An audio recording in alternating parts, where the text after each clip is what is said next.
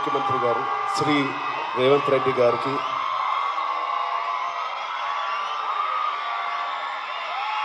Please come. Thank you, love you, thank you. మంత్రివారుడు Laxman గారికి, మా brother Vijay దేవరకొండకి, కొండా విశ్వేశ్వరరెడ్డి గారికి, దిల్రాజ్కి, ఆనిల్ యాదవ్ గారికి, మిగతా డిగ్నిటరీస్ అందరికీ, డీజీపీ గారికి, డిఐజీ గారికి thank you so much. And అంతకన్నా ముఖ్యంగా ఇక్కడికి వచ్చిన మా స్నేహితులందరికీ, మా ఫ్రెండ్స్కి, నేను కూడా మీ వయసులో ఉన్నప్పుడు ఇలాంటి అవేర్నెస్ ప్రోగ్రామ్స్కి మా స్కూల్స్తో పాటు వెళ్ళేవాడిని. అవన్నీ రోజులు గుర్తుకొస్తూ ఉన్నాయి. First of all thank you Telangana government and chief minister గారికి.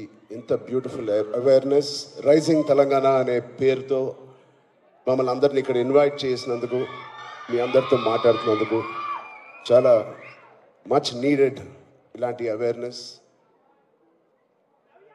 ఎప్పుడో కొన్ని సంవత్సరాల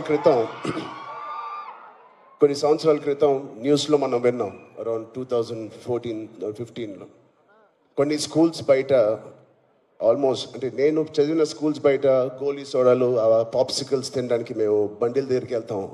ప్రస్తుతం అలాంటి బండ్లే ఈ డ్రగ్స్ అమ్మడానికి ఒక చోటు, ఒక ప్లేస్ అయిపోయింది. పిల్లలకి ఆ ఐస్ క్రీమ్లో ఏమి ఇస్తున్నారో తెలియకుండా చాలామంది సార్ చెప్పినట్టు at the age of classes of 3rd class 4th class పిల్లలు పాప్సికల్స్ తినే దాంట్లో పెడుతున్నారంటే, ఆ హైని చేజ్ చేసుకుంటూ వెళ్తున్నారంటే ఆ పేరెంట్స్కి తెలిసి చాలా పెద్ద ధర్నా అయ్యింది. అప్పుడు మీ అందరికీ గుర్తే ఉంటుంది.